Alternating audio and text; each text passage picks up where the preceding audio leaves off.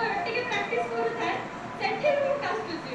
ମୁଁ ପ୍ରଭୁଙ୍କ ଉପରେ ଛାଡ଼ିଦେଲି ନା ଏଥର ଯାହା ହବ ତୋ ଇଚ୍ଛା। ମୁଁ ଏକାଥରେ ଯାଇକି ଷ୍ଟେଜ୍ରେ ଗାଇବି ତାପରେ ତୋ ଇଚ୍ଛା ତୁ ଯାହା କରିବୁ। ତାପରେ ମୋ ବାରି ଆସିଲା ମୁଁ ଗଲି ଷ୍ଟେଜ୍ ଉପରକୁ ଜୟ ଜଗନ୍ନାଥ କହିକି ଆରମ୍ଭ କଲି ଗୀତ ଗାଇଲି।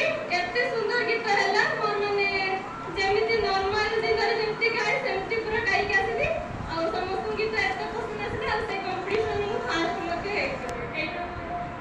ଗୋଟେ କଣ୍ଠଶିଳ୍ପୀର ଇଏ ଗୋଟେ ଜୀବନ୍ତ ଅନୁଭୂତି। ସେ ବି ଆପଣ ଯୋଉଟା ବୟସ କମ୍ ହେଲେ ମଧ୍ୟ ଆହୁରି ଅନେକ ବାଟ ଅଛି। ସାହସ ବଢ଼ିଗଲା। ସବୁ ମଞ୍ଚ ସବୁ ଷ୍ଟୁଡ଼ିଓ ସବୁ ଯୋଉଠି ଆପଣଙ୍କର ପ୍ରଭୁଙ୍କ ଆଶୀର୍ବାଦ ରହିବ ଯିବେ ପ୍ରଭୁ ଆପଣଙ୍କ ସହିତ ଅଛନ୍ତି। ବିଦ୍ୱାନ ଭାବେ ଆପଣ ଗୀତ ଶିଖିଛନ୍ତି? ନାଇଁ ମୁଁ ଗୀତ ଶିଖେନି ମୁଁ ଏମିତି ଗାଏ ଗୀତ ଶୁଣିକି ଗାଏ।